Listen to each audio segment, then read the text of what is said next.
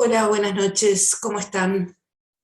Bueno, en primer término me presento, soy Mariana Fole, soy docente de Estabuco, Herramientas de la Psicología Social, y por tanto soy docente del Instituto de Psicología Social desde hace ya un tiempo bastante largo. En segundo término, disculparme por la demora en la presentación de esta clase. Quiero confesarles que no soy muy buena para estas herramientas y que por tanto tuve que pedir ayuda para finalmente poder hacerlo, y desde ya agradecer a las compañeras y compañeros del equipo y otras compañeras del instituto que me han ayudado, me han tirado puntas y se han ofrecido, digamos, para hacer todo lo que tiene que ver con la parte técnica. Pero bueno, estos actos solidarios y de compromiso de última con el trabajo, finalmente están resultando en esta clase. Quiero comentarles por otra parte que empecé de tarde y sigo.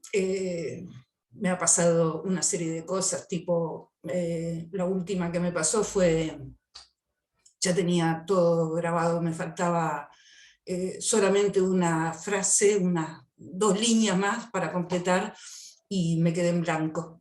Entonces tuve que hacerlo todo de nuevo.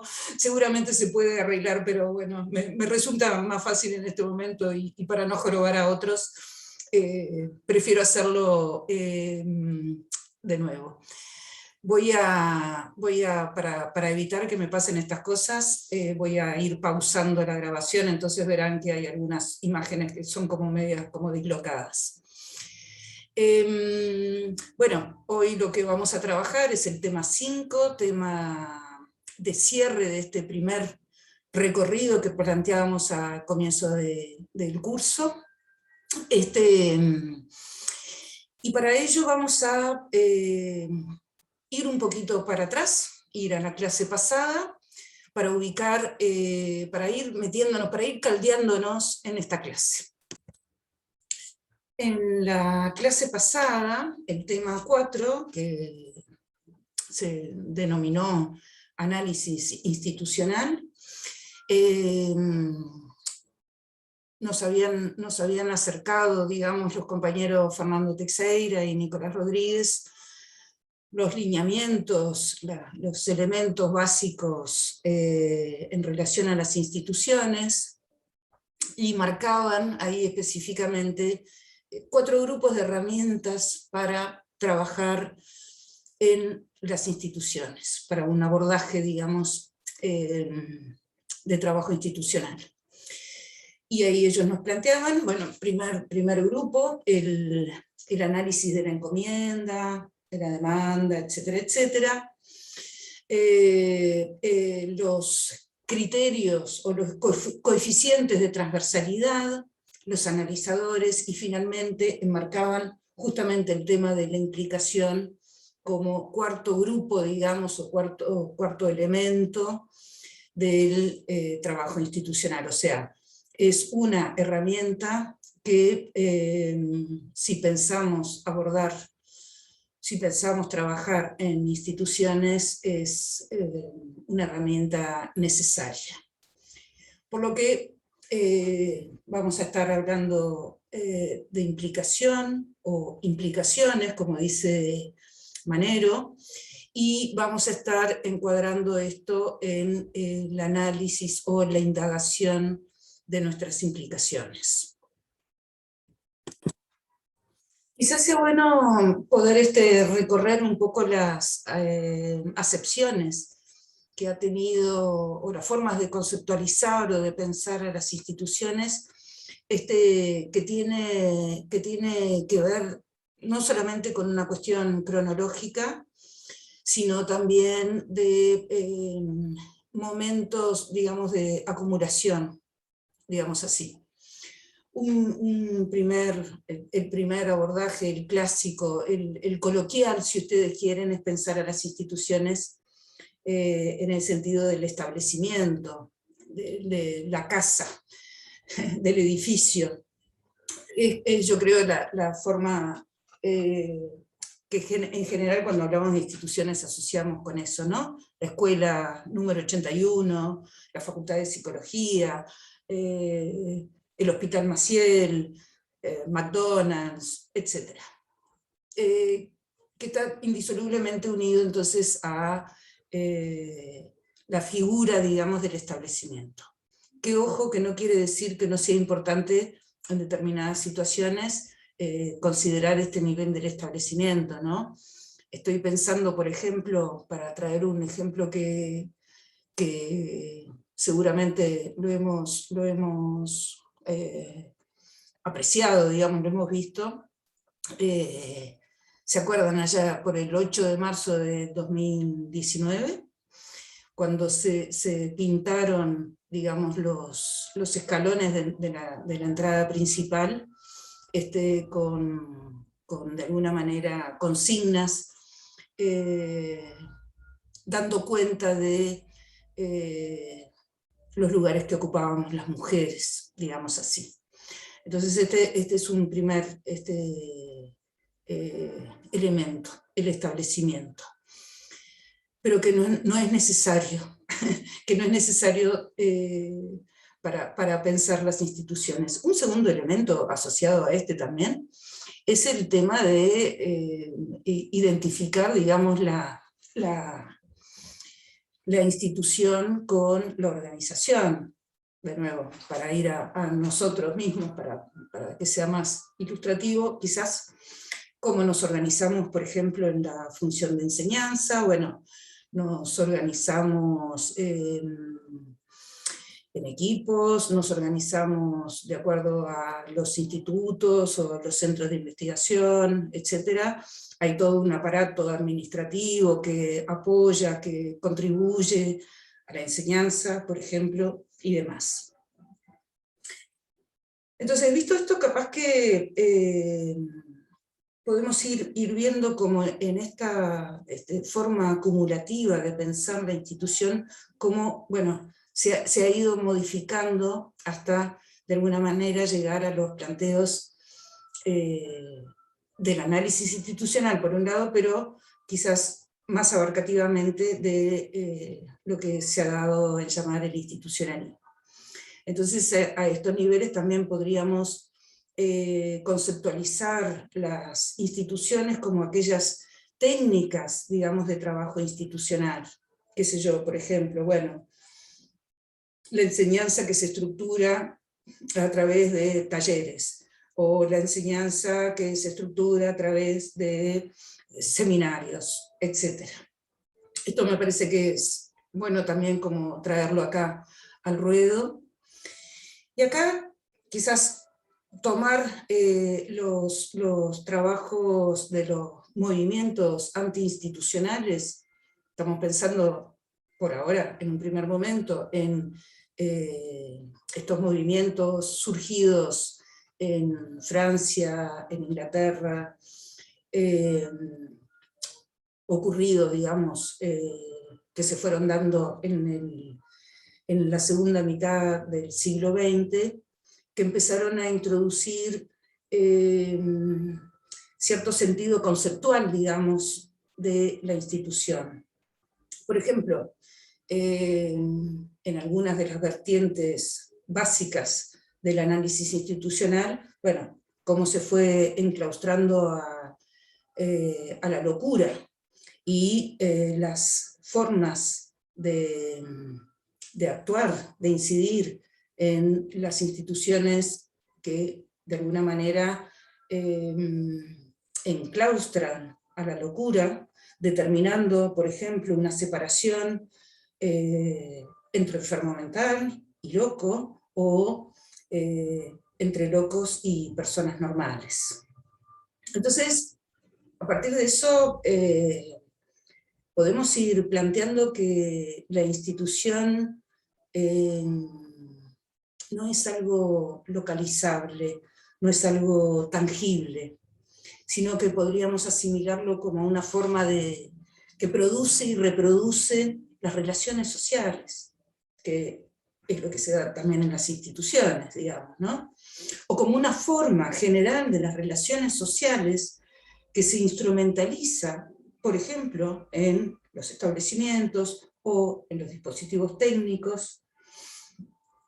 Y si ustedes quieren, como una forma de mantener en pie la máquina social y también una forma de producirla. Entonces, con esta aproximación podemos vislumbrar aquello que, bueno, seguramente ya trabajaron en el curso de Psicología Social, en este juego dialéctico entre lo instituido y lo instituyente, en esta forma de pensar las instituciones como estos procesos de institucionalización. No quiero detenerme mucho en esto porque seguramente ustedes ya lo han trabajado, pero es bueno notarlo porque es pie, digamos, para nuestras propias conceptualizaciones de hoy en día.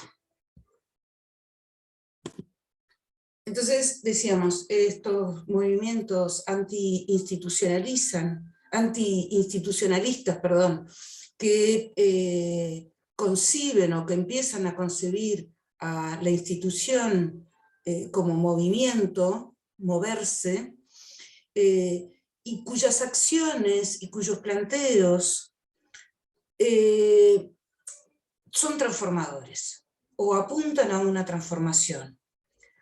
Apuntan justamente a instituir, es decir, producir algo nuevo, diferente, y que en definitiva terminan interrogando las propias condiciones históricas de producción de esa forma de estar, de ser institución, que nos parece sumamente importante, y que apuntan a su vez a poder desopacar, creo que esto lo trae Ana María Fernández, ¿no? Desopacar esta dialéctica instituyente-instituido, o instituido-instituyente, con ciertas condiciones, digamos, que se fueron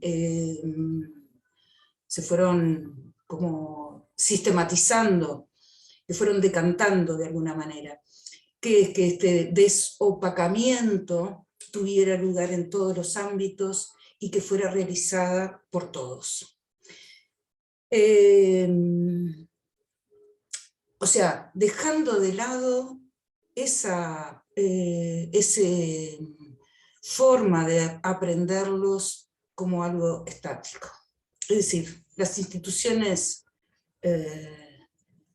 van variando, existen estas fuerzas de lo instituido y de lo instituyente que muchas veces devienen en otras formas de ser, de estar, de hacer práctica social, pero que algunas otras veces no tienen ese lugar al cual llegar, sino que muchas veces, bueno, desaparece, digamos, estas propuestas instituyentes. Y acá una aclaración nomás, que a veces podemos caer en esos errores de pensar que lo instituyente siempre es lo bueno por venir, digamos, y no necesariamente esto sucede así, ¿no?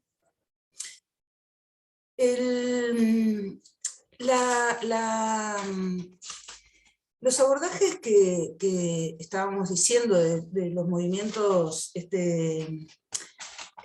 antiinstitucionalistas podemos ubicar, bueno, básicamente en Inglaterra, la antipsiquiatría puesta por Lang y Cooper, por ejemplo, para citar a los famosos. Los franceses, los terapeutas y psicoanalistas franceses que empiezan a intervenir en otros planos más allá de la relación, digamos, uno a uno, o de la relación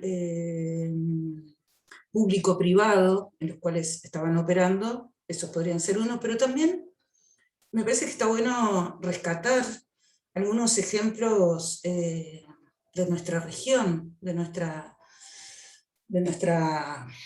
vapuleada América Latina. Por ejemplo, el propio Pichon Rivière, cuando el cuento, digamos, que siempre se plantea en torno al trabajo de Pichon Rivière en el Hospicio de las Mercedes, ¿no?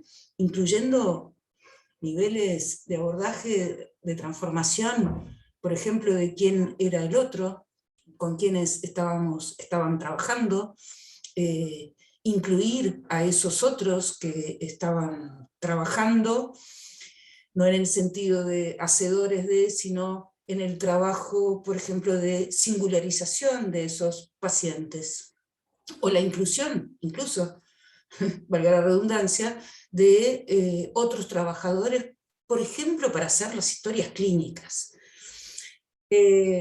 Los enfermeros, o mismo la inclusión del propio paciente, de los propios pacientes, de los familiares de los pacientes en la confección de esas historias clínicas. Estamos hablando de los años 50, 60, en adelante, ¿no? 50, 60, 70. O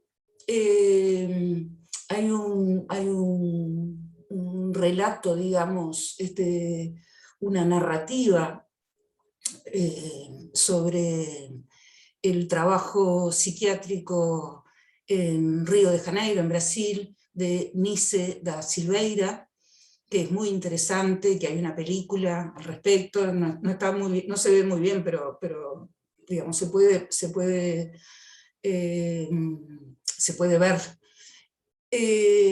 donde esta señora, Nice da Silveira, que murió hace relativamente poco, digamos, no sé, unos años, 10 años, un poquito más capaz, sí, 20 años ponele, donde hace todo un trabajo frente a todas las dificultades que se le presenta para un ejercicio, de nuevo, de singularización del paciente a través del trabajo artístico.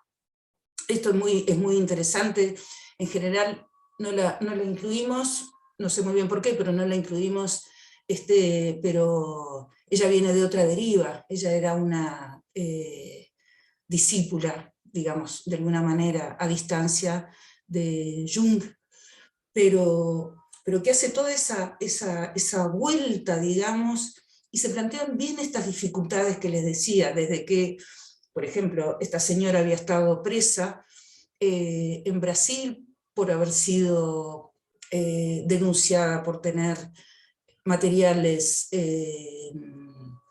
comunistas, hasta el ser mujer en esa institución fuerte, cerrada, manicomial, donde eran todos hombres, prácticamente, por lo menos los médicos eran todos hombres, y demás. Y a mí me parece que está bueno también rescatar estas cosas, y seguramente muchísimos, muchísimos más ejemplos que, bueno, no necesariamente los conocemos. Por otra parte, además de esta vertiente más psiquiátrica, la otra gran vertiente, quizás también más desarrollada en Francia que en Inglaterra, que fue el abordaje, digamos, en el mundo de la pedagogía, de las instituciones educativas.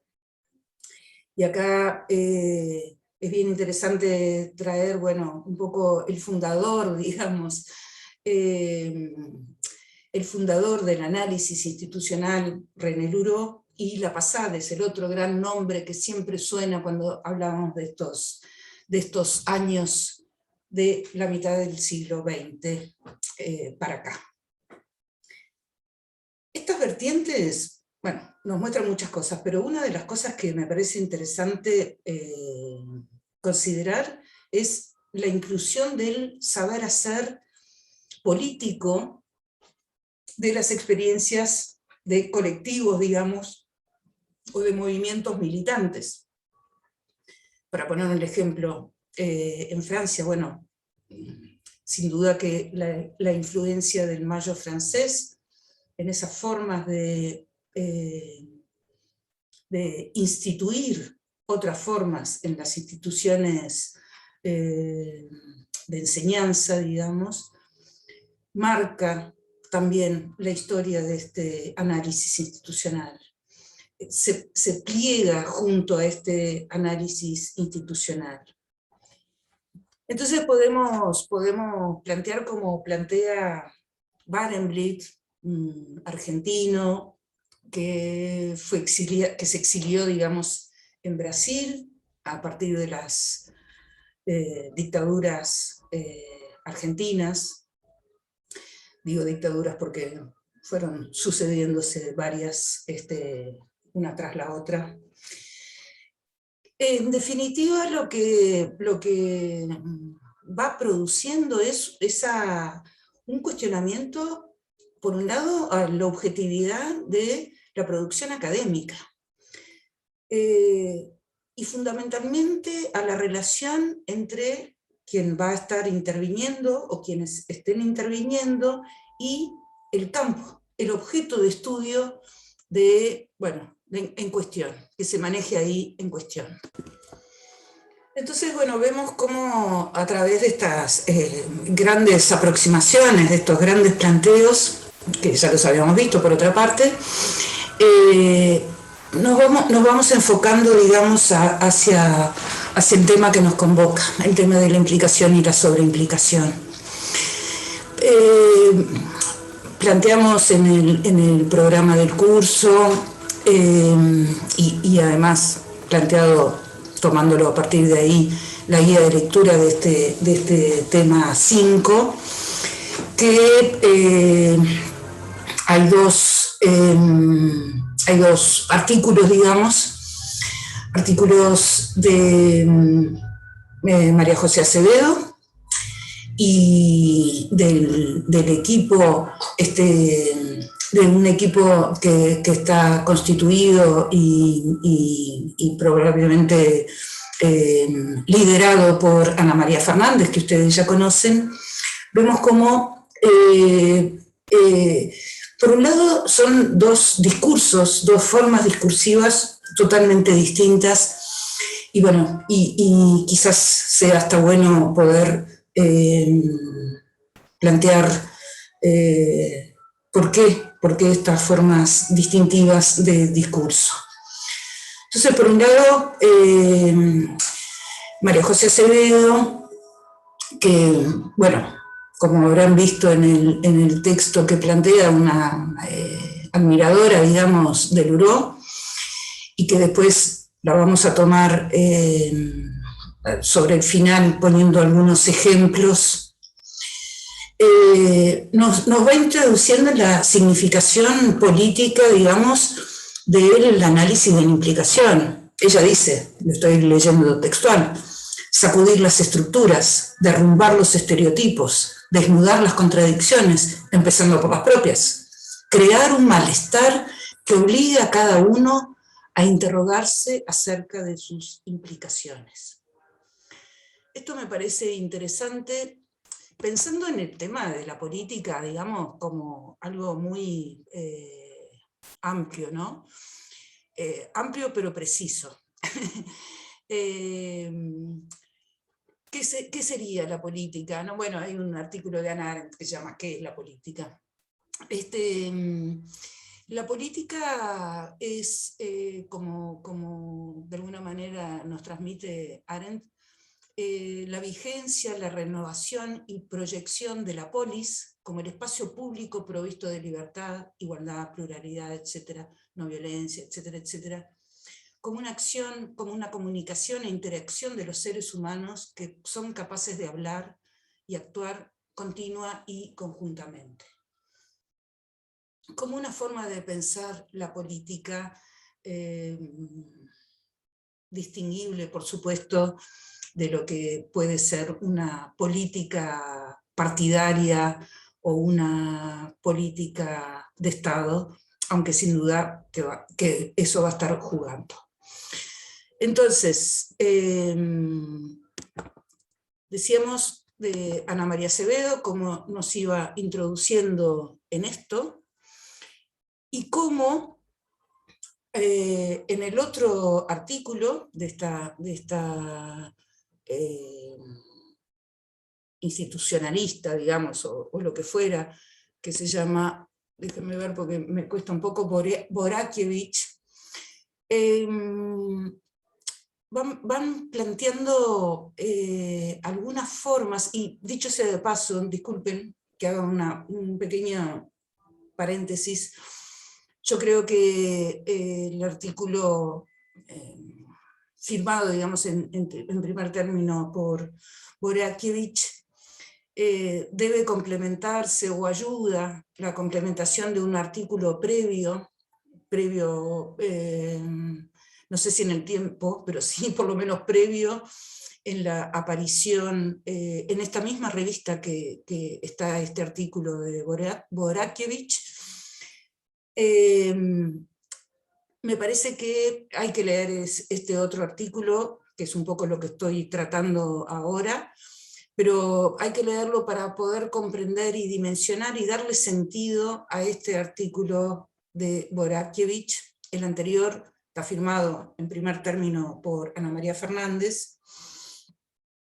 Lo digo también como un elemento para pensar en algunas de las implicaciones que están pensando, o que pensó Luró en primer término, pero que se ha ido rejuveneciendo, que tiene que ver con la publicación, la difusión de, bueno, lo que, cómo hayamos intervenido, o cómo encaramos el tema de la investigación. Y que ella introduce un elemento que me parece por demás interesante, que tiene que ver con el lugar, con la posibilidad de enunciar, a través del análisis de las implicaciones, de enunciar nuestro posicionamiento en ese campo. En estos artículos tratan de conceptualizar las herramientas epistemológicas y metodológicas de la intervención, que apuntan a habilitar, digamos, un pensar y hacer con y entre otros, plantean. Un pensamiento-acción que se da en una situación y con y entre otros. Es decir, un pensamiento que se despliega como un modo de experiencia. ¿Y para qué? Digamos, ¿cuál sería esa finalidad? Estaría puesta, al decir de esta gente, estaría puesta en el sentido de la desnaturalización, de las cristalizaciones de sentido común, de aquello instituido fuertemente. En un movimiento, digamos, en una dirección de poder ir contra el cierre de los sentidos posibles, que están dados, de acuerdo a lo que ellas plantean, están dados de acuerdo a ciertos a priori conceptuales y también metodológicos, por tanto, digamos, ¿no? Acá me remito una vez más, como hemos estado haciendo a través de la presentación de estas clases, me remito al primer tema trabajado.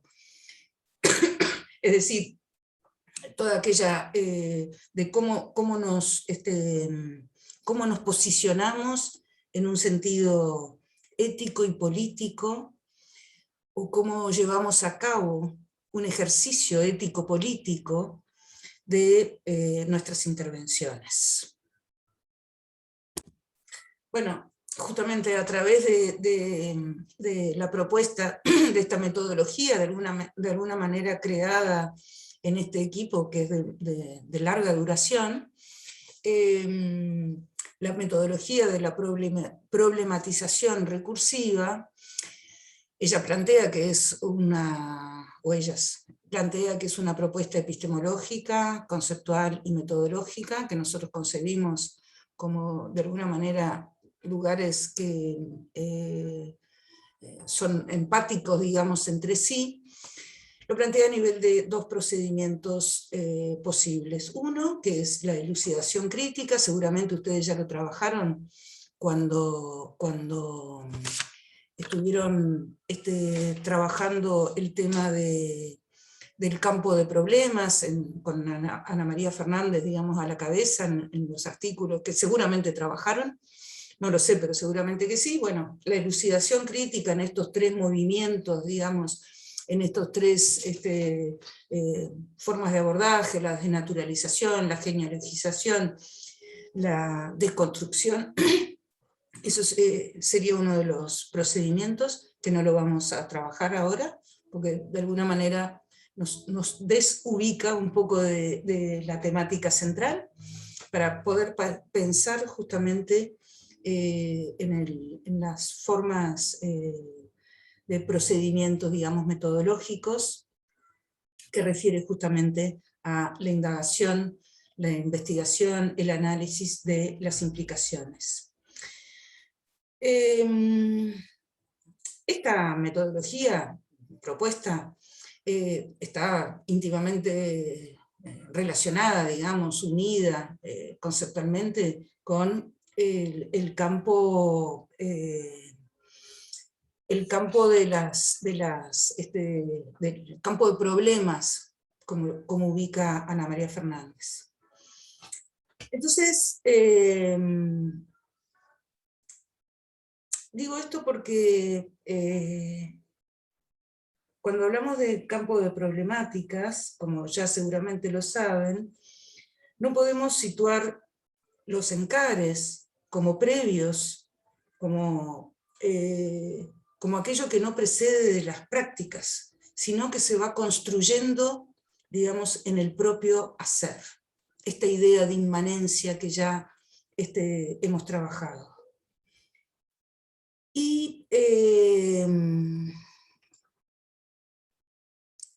Y esto, ella o ellos, ellas, lo ubican en, como decíamos, el posicionamiento en el cual nos vamos a estar ubicando, un posicionamiento que de alguna manera va a estar marcando una conceptualización de las diferencias. Y que además de eso, y quizás más importante en este momento, en esas diferencias ubicar el plano de la interdisciplina o de la transdisciplina, si ustedes quieren. Pero por lo menos interdisciplina. Y nos va a ubicar, obviamente, en el sentido de la diferencia propia, lo que nos diferencia de los otros, por ejemplo, de los otros integrantes de ese equipo. Entonces, nuevamente, ¿no? Empezamos a marcar determinadas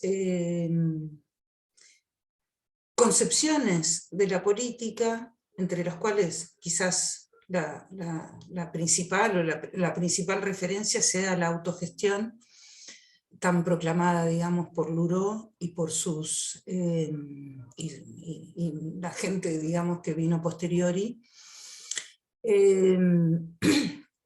Pero también esa postura, ese posicionamiento, esa postura de ir contra los dogmatismos, contra los totalitarismos, está muy presente, y está presente siempre, digamos, en estas concepciones, si las tomamos, digamos, fielmente. Esto junto a estos grandes nociones teóricas que decíamos hoy, que había introducido Nicolás y demás, y al que se le suma otro aspecto, digamos, una suerte de herencia presente del psicoanálisis, en términos de transferencia y contratransferencia, ahora pensados no en un sentido familiarista, quizás como se ha ido marcando, por lo menos en algunos momentos del psicoanálisis, sino en una transferencia y contratransferencia institucional. Entonces, cuando Luró define en su tesis de doctorado, que tenía relación con esto, era su tesis de doctorado, análisis institucional, plantea que la implicación es el conjunto de relaciones conscientes o no que existen entre el actor y el sistema institucional, dice él. Esta noción de implicación que plantea Luró, siguiendo con Ana María Fernández, da lugar al posicionamiento ya no solo singular, individual, si es que eso existe, sino que da lugar al posicionamiento de los propios equipos, al posicionamiento situado de los propios equipos de intervención. Cuando podríamos pensar qué dimensiones incluye esta noción de implicación que marca, que define, que adelanta, digamos, Luró. Y ahí podemos establecer podemos apoyarnos, más que establecer, apoyarnos en las dimensiones que incluye esta noción, y que se ubican históricamente, digamos, como en dos formas de implicación, las implicaciones primarias y las implicaciones secundarias. Dentro de las primeras, Luró, ya bien hasta como una forma, como un ejercicio, digamos, metodológico, incluye los aspectos que tienen que ver con las implicaciones que tenemos con el objeto de intervención, con el campo de intervención, de por qué estamos ahí, etc. Pero también tienen que ver con las instituciones de pertenencia y de referencia, y también tienen que ver con esto que planteaba Nicolás y Fernando, el encargo, la encomienda, el pedido, la demanda. ¿Cómo serían esas formas de relacionarnos? Esto en cuanto a las implicaciones primarias. Y las secundarias apuntarían, creo yo, que más a un nivel, si es que se puede dividir, que no lo creo, pero simplemente capaz que a los efectos de dividir para la exposición, las secundarias, entre las que incluye, bueno, las implicaciones en relación a las epistemologías en juego, y en relación también a la escritura y a las formas de difusión, que no es para nada un aspecto menor en estas conceptualizaciones.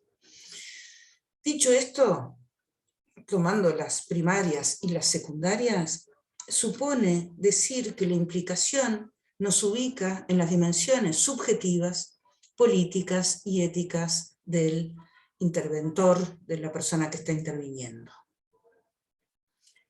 Entonces, nuevamente, recapitulando, tenemos el elemento de la autogestión, la capacidad o el ser sostenedor en quienes intervienen, sostenedores de los movimientos instituidos e instituyentes que se dan en las instituciones, pero también en los grupos, en las colectivas, en los colectivos, en las comunidades, y también tiene que ver con esa capacidad o esa posibilidad de ampliar los coeficientes de transversalidad, en el sentido de incluir el elemento de la complejidad y que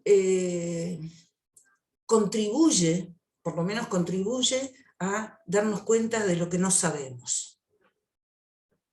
Aquello que nos excede, aquello que debemos tener consciente, digamos, de lo que no sabemos y lo que nos excede, como expresión justamente de esta complejidad.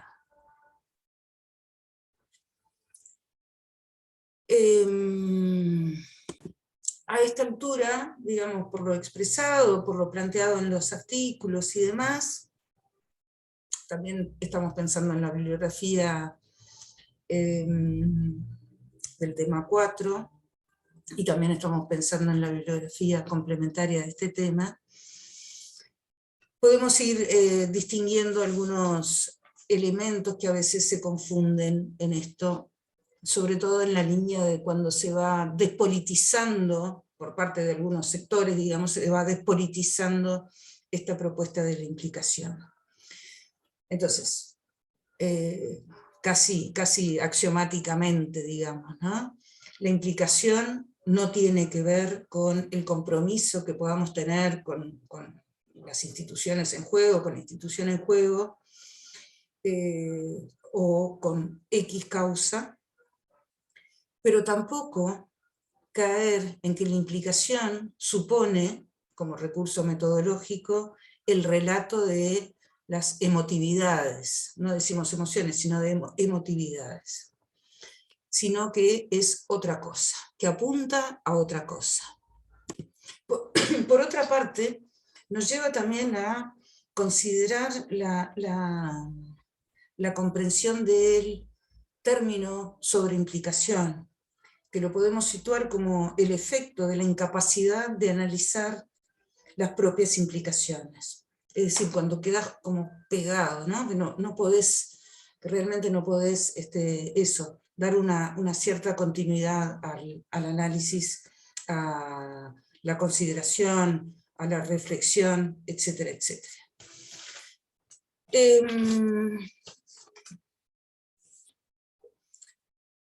Quisiera ahora, como para ir cerrando, digamos, con un cierto tiempo, comentarles algunos párrafos producidos en el marco de lo que se llamó el espacio institucional, como ese primer encuentro de institucionalistas ocurrido en Buenos Aires en el año 1991, 30 años atrás, donde se ven reflejados en dos publicaciones. Acá el espacio institucional 1, el espacio institucional 2, que son de alguna manera, es de alguna manera, o son de alguna manera, el resumen o la propuesta que se dio en ese congreso, digamos, de institucionalistas, que me parece que vale la pena traerlos, no solamente por una cuestión de vocación histórica o de hurgar en nuestros pasados, sino también ubicar ciertas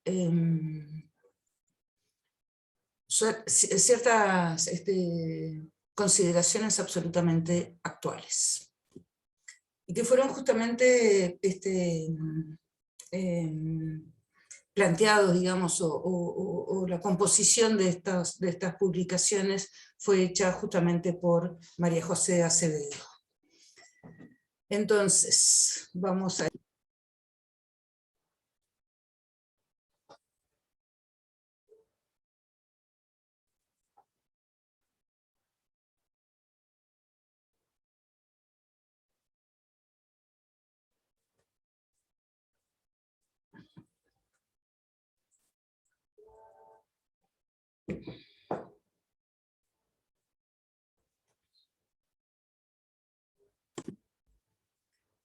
Por una parte, Barenblit, en su propuesta de la concepción institucional de la transferencia, justamente nos dice que el institucionalismo es un movimiento y no una disciplina. Creo que esto ha quedado claro, esta concepción interdisciplinaria, digamos, presente, incluyendo la propia propuesta inicialmente sociológica por parte de Luró, que de alguna manera se transforma en una suerte de contrasociología, y que Barenblit, a quien hacíamos referencia hoy anteriormente, dice que Esto implica que no es una ciencia, no es un saber instituido, clásico, sino un conjunto de saberes y modos de intervenir que podríamos calificar de interdisciplinares, transdisciplinares y extradisciplinares, un poco como resumen de lo que planteábamos hoy. Por otra parte, en el acto de lanzamiento de este encuentro, de este espacio institucional, en el artículo que da cuenta de ello, que se llama Intentar una y otra vez lo que deseamos, planteaban, el autor, Juan Carlos Volnovich, planteaba que estamos instituyendo cuando nos implicamos profundamente en desear el acontecimiento, cuando nos involucramos en la ineludible aventura de la producción y el deseo. Estamos ahí también en consonancia con los planteos de Guattari y de Deleuze. Estamos instituyendo cuando nos implicamos, pero sobre todo cuando analizamos nuestra implicación. Rasgo de la época, 1991. Nunca como en la actualidad hemos sido más ignorantes del modo en que las instituciones nos atraviesan y nos determinan. Jamás nuestra implicación y nuestra sobreimplicación en las prácticas sociales, aún aquella caracterizada por la apatía y el desencanto, llegó a estos extremos y jamás ha sido más ignorado, ocultado y reprimido el análisis de dicha implicación. Análisis de nuestras evitaciones y adhesiones a las teorías y a las instituciones del sexo, del dinero y del poder. Análisis de nuestra neutralidad y de nuestro compromiso, entre paréntesis, de nuestra participación y de nuestras indiferencias, de nuestras investiduras y de nuestras desafectaciones. No soy, no somos, estamos analistas institucionales cuando retomamos el poder que habíamos delegado en otros. Cuando nos preguntamos, ¿dónde está el poder? ¿Quién toma por mí las decisiones? ¿En función de qué intereses y respondiendo a cuáles imperativos? Cuando me interrogo sobre cuál es mi relación al poder, ¿de qué poder he sido despojado? ¿Qué poder ejerzo yo? ¿Cómo lo ejerzo? ¿Contra quién? Entonces estoy haciendo análisis institucional. También estoy haciendo análisis institucional cuando reflexiono acerca de mi posición frente a esa lógica anónima y difusa del equivalente general dinero. Cuando me cuestiono cómo juego yo con el interés, la renta, el lucro y la ganancia. Y cuando aclaro mi posición frente a las diferencias de género y al orden patriarcal, estoy haciendo análisis institucional. Fíjense cuántos elementos interesantes para poder analizar y trabajar en clase, ¿no?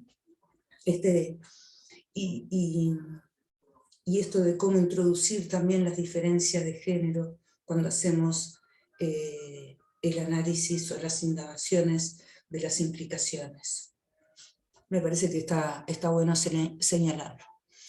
El otro párrafo que quería leerles es el siguiente.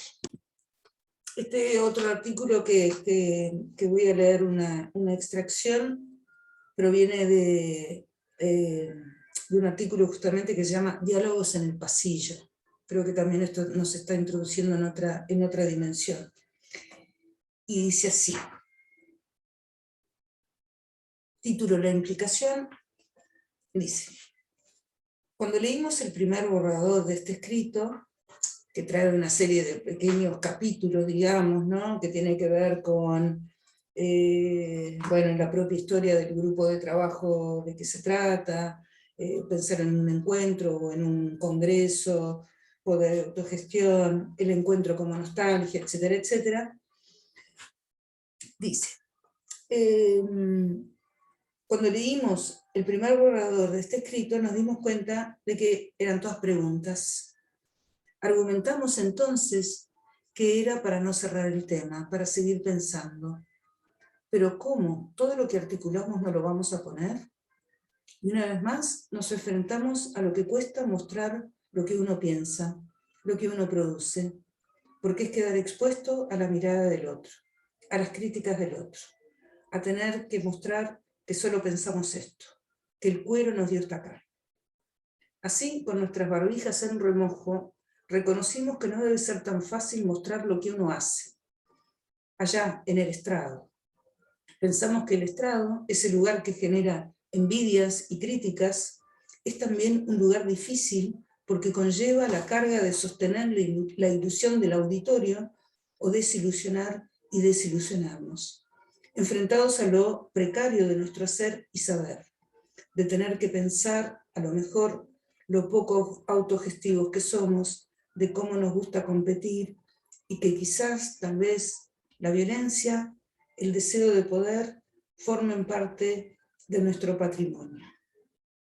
Bien interesante también, ¿no? Como para poder ubicar algunas de estas nociones que estuvimos trabajando, bueno, en este caso también en esto de las implicaciones secundarias. Creo que toma una dimensión especial después de trabajar un poco con estas aproximaciones a lo que es la implicación y el análisis de las implicaciones. Creo que toma más fuerza, más contundencia esa famosa frase que seguramente ya la han trabajado, esto de pensar lo que hacemos y saber lo que pensamos.